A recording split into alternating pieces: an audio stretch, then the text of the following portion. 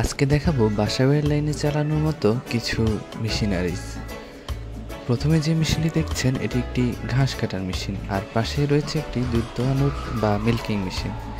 এটি আবার 6 ব্লেডের বা কনভেয়ার যুক্ত একটি ঘাস কাটার মেশিন। আর সাইলেজ মেশিন তো আমাদের কাছে থাকছেই। সাইলেজ মেশিন খুবই ক্ষমতা সম্পন্ন, ঘন্টায় 3 থেকে 5 টন ক্যাপাসিটি পর্যন্ত আপনারা সাইলেজ করতে পারবেন। এই মেশিন দিয়ে খড়ও কাটা যায় খুবই সহজেই। আর এটি হলো আমাদের combine crusher and mini silage machine. Combine ক্রাশারে মূলত সাইলেজ যেমন হয় তেমনই হয় গম ভুট্টার গুঁড়া। আর এটি হলুদ মরিচ বা যাবতীয় মশলা ভাঙানোর একটি পাটা বা গ্রাইন্ডার মেশিন। এই ধরনের আধুনিক মেশিনারি আপনারা আমাদের কাছে পেয়ে যাবেন। এটি মিনি পাওয়ার টিলার রয়েছে আমাদের কাছে।